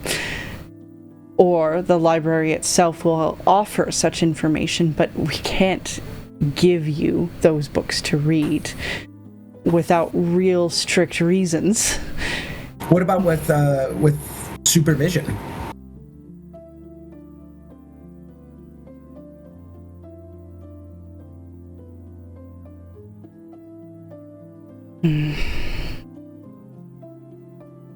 What books are you looking to investigate or to read? Well, anything that you would recommend about elementalism, first off. But I'm also been interested in some other magics as well. Maybe some stuff on chaos theory, and some biomancy. Just casually throwing that in. Biomancy.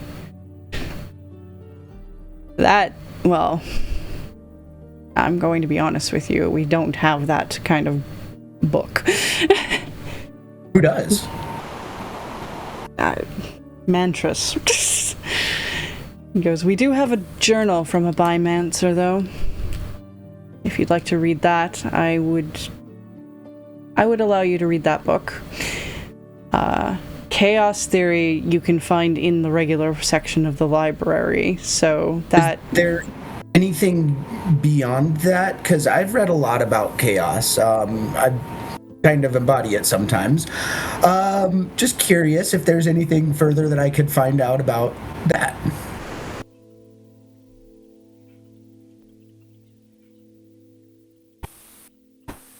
Are you looking for theories or history from a certain goddess? Or... I think his eyebrows raise like a little slightly, but he's just shrugs. And, well, I mean, there is only one goddess of chaos. Oh, she does have a pantheon of children as well. Curious. Curious. It's not like Lucy told him or anything, but purple eyes and a child sitting here talking about chaos. I think he can put 2 and 2 together. Yeah, and biomancy and telling him he's 111 years old.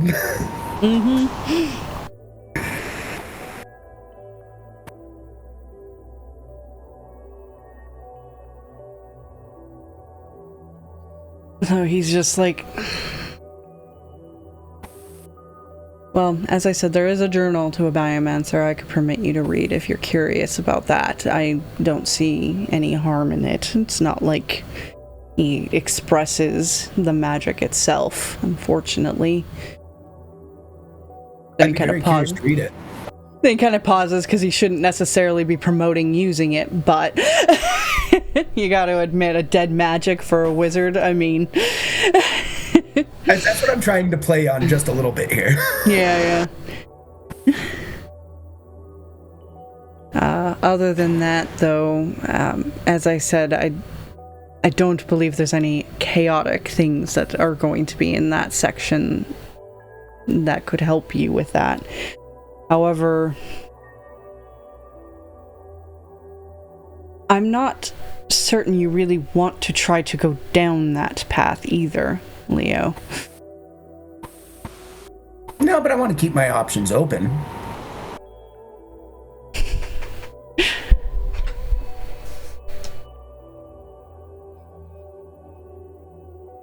He has this, like,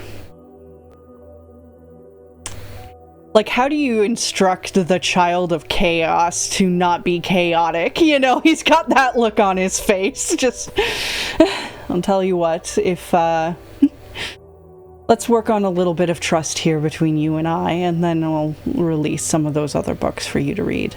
But in the meantime, he brings over a piece of paper and handwrites a little note on there and signs it officially. And it seems like, though, when he signs it, there is this, like, infusion of magic that he puts into the signature that kind of makes it glow for a moment before it fades to be normal. And he's like, that will get you the journal. Well, thank you very much, Valen. I really do appreciate it, and I think that you're probably going to be one of my favorite teachers here. He does smile, though, and he's just... Well, I'm glad you feel that way, Leo, and good luck with your studies. Thank you. See you in class. He nods.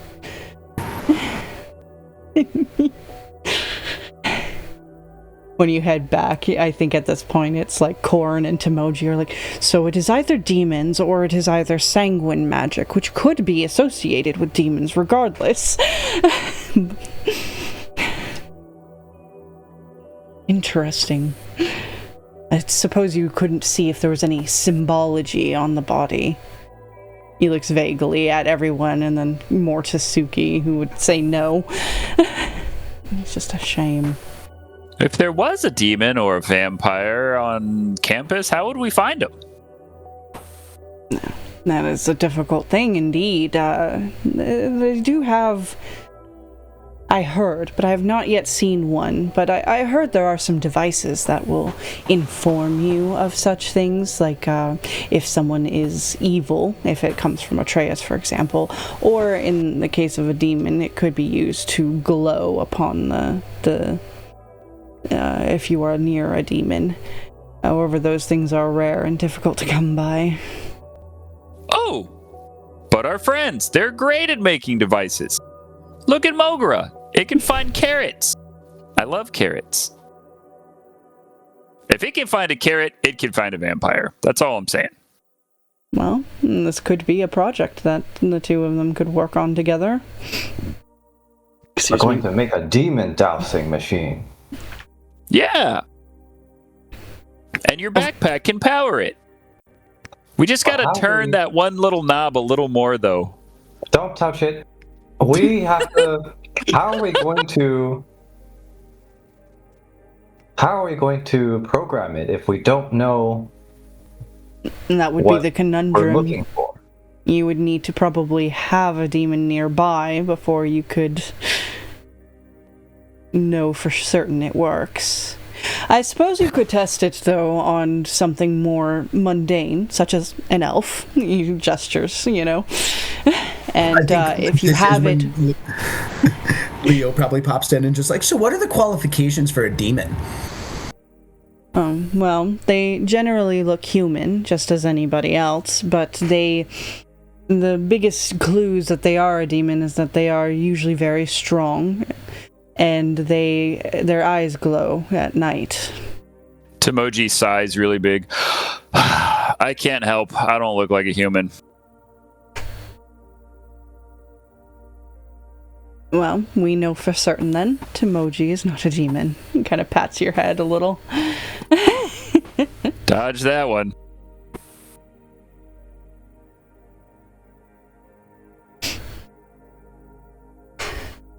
So what do you think? Soma, Hattori, do you think you can make a device that can help us find a demon? You'd need some sort of particular core, I'd imagine, that could power something that could pick up those kinds of frequencies? I don't even know. Well, if you need power, I have this. And he's going to gesture to his backpack. But he's just going to turn away from you. I'm sure it's a common You're occurrence. always going to be in front of Hattori. Yeah, no, for sure. Absolutely. You just like, you know how cats get the like huge eyeballs? Like, I must touch. There are demons, west of us at the Frigid Keep, but that would be very dangerous. That sounds fun. Suppose there's a chance Degrassa has some imprisoned. However, I can't imagine the conversation with the king about that. Oh, may we see your demon prisoners, students of Mine's Refuge. I have some pretty cool rocks, but I don't think I have any cool enough to get him to do that. I think it'll take more than rocks. I can get us a new book. I'm going to go up to the librarian lady and get a new book. I hold up my piece of paper that's all fancy. Tomoji asks Cora, and he says, are there any rituals that we could cast that could detect one? My master taught me ritual magic. And I have lots of friends to help.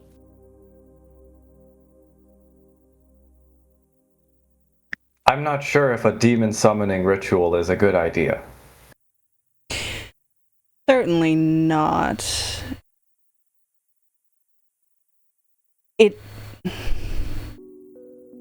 Let me make a roll for him. It's okay, yeah. So he's just...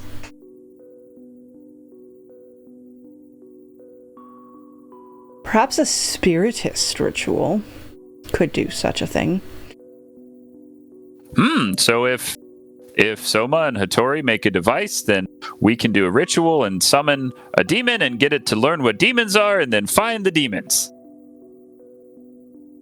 Sure. I think we are going to we'll try to make a good prototype of a dowsing device. maybe we'll test it on Corin. Or on you, Tomoji, since you love to be involved with machines. I'll just need a big wad of your fur. Oh, I got a lot of that. He starts licking his paw.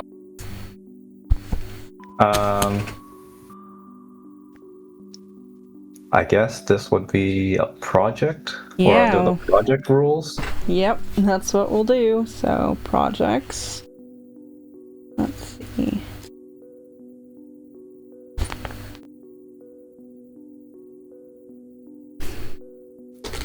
I think Tomoji might whisper to Leo and say, hey, while you're looking for that book, try to find some other books about rituals to summon demons.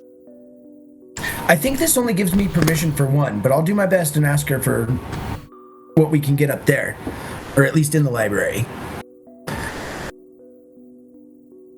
Alright, so I would probably call this a medium project, since it's not a big device, but it is, like, I imagine it's going to be an intricate device.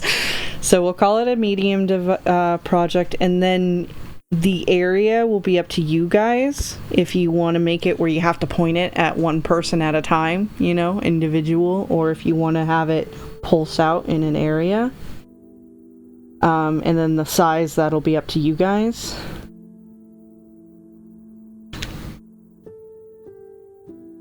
So it'll at least be 200 gold, and then multiplied by whatever range you want to make it. In the meantime, Leo will head over to the librarian, waving his piece of paper. Oh, she probably looks so, like, she scrutinizes this so tightly. I bet. She just does. Looking at me, looking at this, looking at me. She takes it, she reads it very thoroughly, she does all kinds of, like, little magical tricks to make sure, and every time the signature glows to make sure that it is true. And she just kind of frowns a little, but she does not trust you worth shit to go into that section, so she's just, wait here, and gets up and goes herself. Which, nice. She'll go to that door that you see kind of nestled into the books, and you can't see what she does to trace on it. That makes it kind of the symbol glow and unlock, but she'll go inside after, and the door closes behind her. And inside, you don't see anything. 'Cause I imagine it's a mix of doing, like, drawing out whatever pattern she needs to, and a special key that she has to use to unlock it. And I mean, he's not trying to abuse his permission on day one. He's trying to build trust with his teacher, so he's waiting patiently. She's gonna trying not to fidget. She's gonna be your favorite librarian at the end of this. Oh yes. And flattery will get you everywhere. Eventually, she comes out with this very old kind of looking, like, book that she has to keep carefully as she walks, through, and closes and locks up everything again. And she brings it over to you, and you see it's like made from, like, old paper, so old parchment, it's not like the paper's the same as they manufacture now, like it was written so long ago that the type of paper is different, and things like that. So it's like she's handing you this, how do you pronounce it? Papyrus book. Papyrus, thank you. And she just says, like, be very careful with it. And this cannot leave the library. You'll have to read it here. I won't let anything happen to it. I'm going to be right over there at that table with my friends. I might be the only one that touches it if that's how the permission works, or maybe Corin, since he seems to be, like, established student.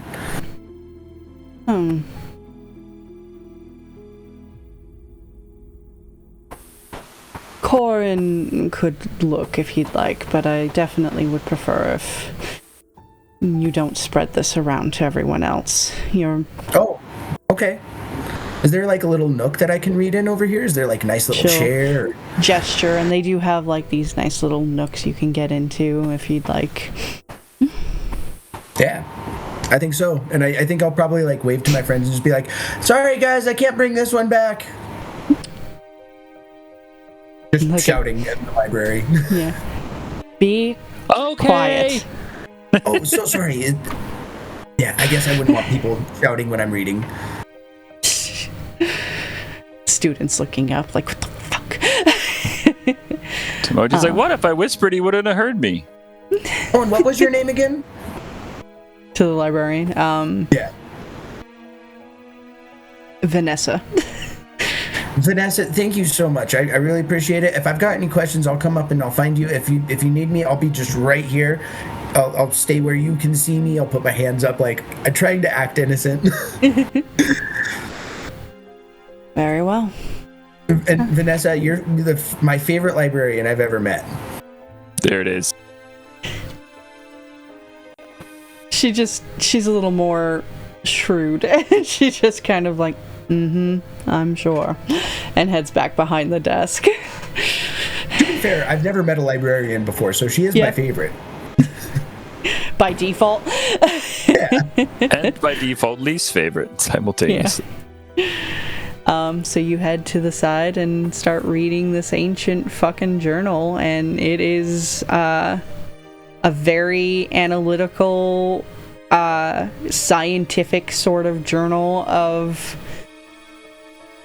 kind of a madman mage. Like he has taken biomancy to its extreme of experimentation, and it talks a lot about it. Obviously, like, mentioned, it doesn't give you the spells, or how to use it, but he talks a lot about how he's mixed different, and he touches on things that you normally wouldn't even have in this kind of world, like DNA and things like that, so he knows deep down to like the molecular level about biology and basically splicing DNAs to create these like weird creations and monsters, and some of them you start realizing are what's kind of out there in the world today.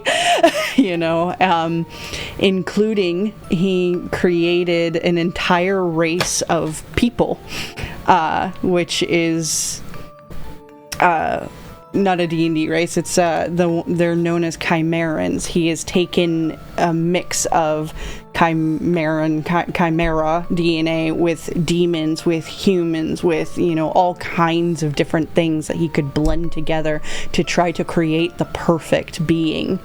And he created the Chimerans, which I guess if you want to know if you know anything about the Chimerans, you can roll insight plus insight.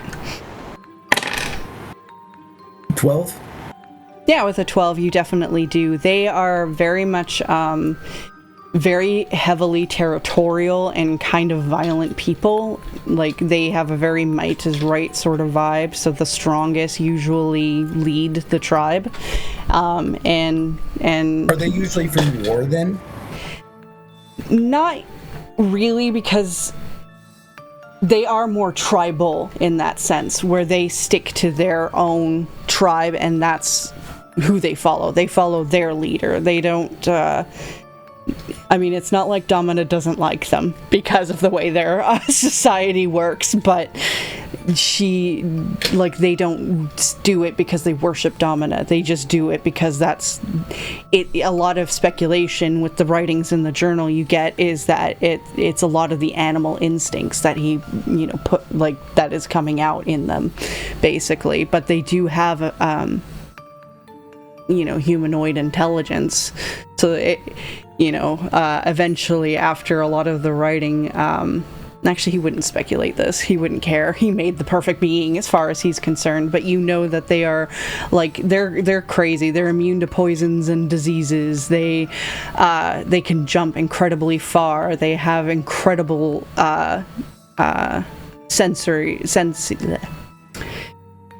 awareness. They have incredibly high senses, and they have poison fangs that they can use to poison people. So they are quite prominent, but just based off of the role of what the fact that they are very territorial, so they're generally known as they're not looked upon as like a good race of people, because they'll kill children who wander into their territory, they're that way, that bad. And they seem more like not pack animals, but they're tribal and like stick together more so. Exactly. Having a single one here wouldn't make sense for that, so I can like check that off probably. Yeah, definitely. I mean, it's not necessarily, with a 12, I'd say it's not necessarily unheard of that one has occasionally abandoned the tribe and decided to fit into society instead, but it is very uncommon, like very uncommon. So, yeah, they're definitely, usually if you meet a Chimeran or their tribe, you're scared, kind of a thing. And he created them, so it's like that was like the end of his journal. It was like this is his crowning achievement of what he has made, which to you two I think would be more fascinating, because a lot of the times you hear that Gaia created all the races and animals on the world. So the fact that this guy actually is admitting he created a race, of people, that stands out to you for sure. And probably a couple of comments your mom has said from time to time sort of probably dawns on you now, like, oh. Do I get a name for this guy at all? Yeah, you would. Thank you. No, I'm just I might need it for later. Yeah. Let's see. His name is Fennis Zen. I'll write that in.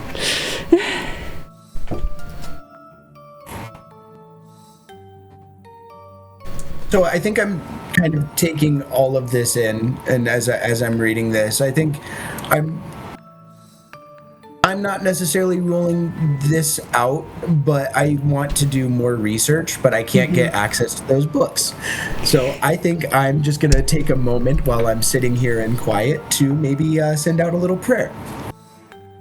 Okay. I think we'll pause, though, and head on over back to the other group, as you guys have determined it's probably either sanguine magic or demons. What is your next step, as Leo left to go read a different book? Yeah, I think Tomoji just wants Hattori and Soma to figure it out. So be like, so we have to build a thing, and you two are great at building things. So how do we do it? Does it need rocks? He holds up some rocks. Not those rocks. I think I'm going to go check the workshop. Well, Soma and I. I'll bring the rocks. I don't think you'll be allowed inside. Oh. Well, me and Corin can look up one of the rituals, if that'll help, while you're working. That sounds like the perfect job. Yay! All right, Corin, you can look up rituals. I'm going to take a nap. He smirks. All right, then. I suppose we could all meet back up at the library later, then. Yay!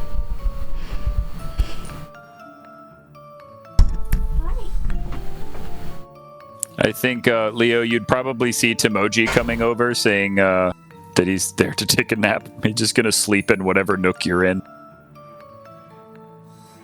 I just waved to Tomoji. And I'll say, hey, so you can't come over here and read the book. She said no. Vanessa said no, but you can stay over there and not read the book. Tomoji just kind of stretches and yawns and laid down. He says, I can't read a book anywhere, and goes to sleep. Perfect. I say it just loudly enough for Vanessa to hear it, but not loudly enough that it makes a scene, Yeah. All right, so you start reading. You keep reading this journal. Tomoji takes a nap, and the other tinkerers head to the shop, the tinkering class shop. Yeah, I think, is Pearl there? Let's see. She is. I think Hattori would just go up to Pearl and say, if I wanted to make a device to find demons, how would I do it? Ooh. Oh, that's interesting. Well, I guess first you'd have to make a, scan the area or the person that you're looking at. So it would definitely have to have an emitter. And then we'd have to make sure it's programmed to understand what it's scanning and give you a flag one way or the other. So in that case, and she starts like going off and writing some stuff down and, Can getting this be my class project for the term? Yeah, why not? Actually, maybe we could, maybe I could work with Soma on this. I'm not sure where to find the materials, though. I mean, I could help you get those. You'd have to pay for them, though. Sorry, I would do it, but, the school rules and all. Alright. Well, I think as long as we're able to, I guess, in general, how do students usually get money? Like, not asking in character. Yeah. Well, there could be, honestly, any normal way that adventurers kind of get money. Like, you could go and look at, they'd have probably a job board that they post out, for things that different people could go do. You could get a regular, good old-fashioned job. You could borrow money from your coffee shop. Yeah, exactly. Borrow money from your dad, which I don't know if he knew, but that's kind of the thing. I think she would start making the design for this like emitter thing, but then stops and it's like, wait a minute, if you guys want to do this project for extra credit, you should probably figure out the design yourself. And she takes it away, but I will help you along the way if you need it. And you could also ask teachers for favors if they, I imagine teachers would have like things they would recommend or do for money for the students.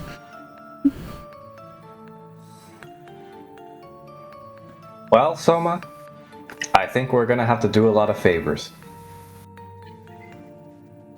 Soma's just gonna say, I'll start a list.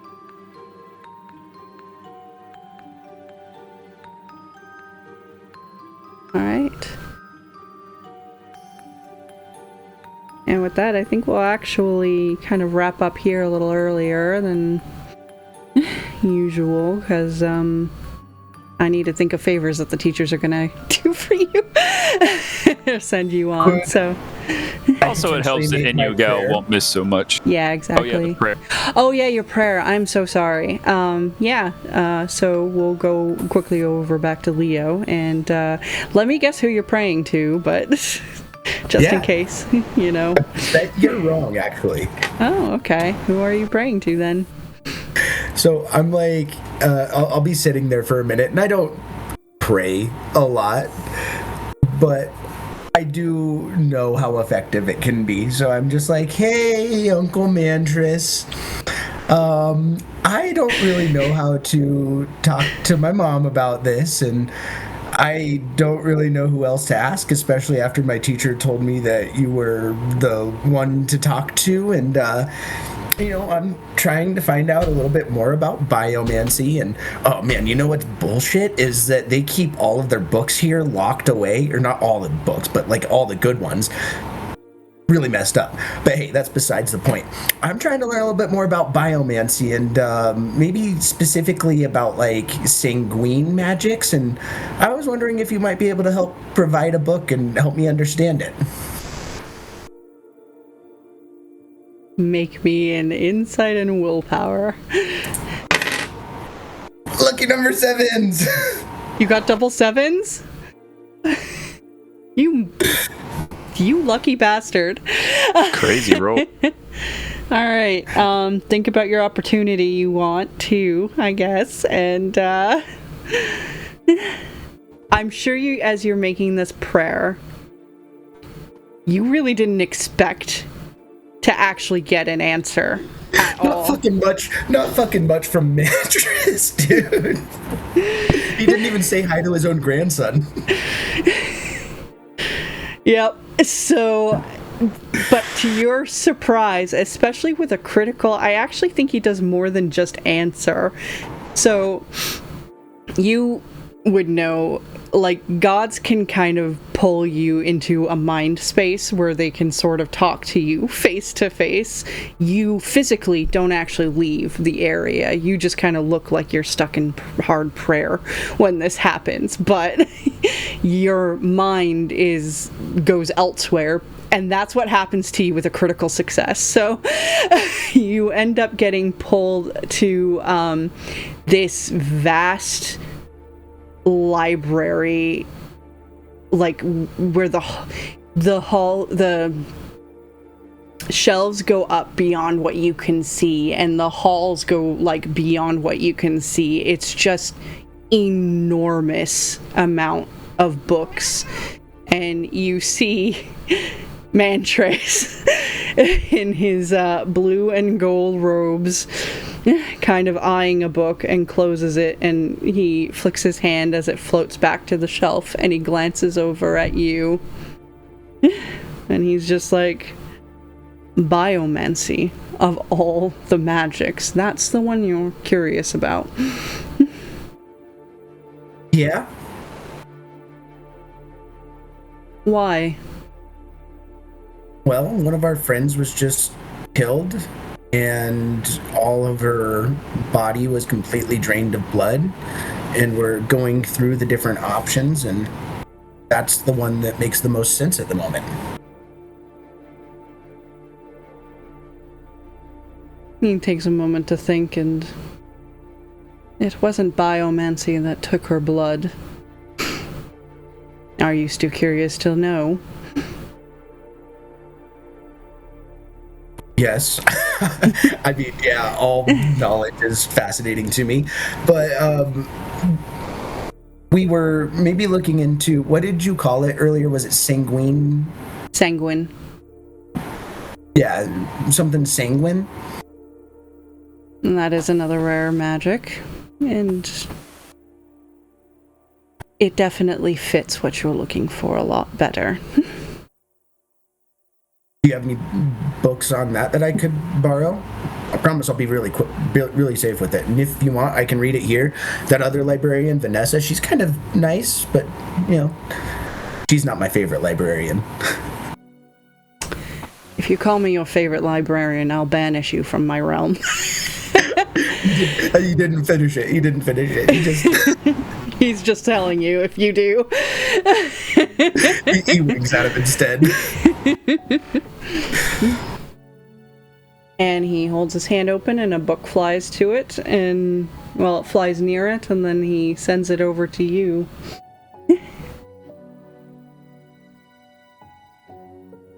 Don't make me regret this, boy. Of course not, Uncle Mantras. Thank you so much. Tell your mother to call me. And he sends you away.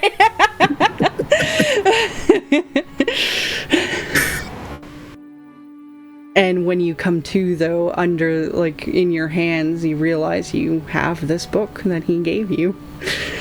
Tomoji at some point curled up next to you because cats like to cuddle. Oh, yeah. And I was there, but I wasn't really there, you know? Yeah. Mind Palace.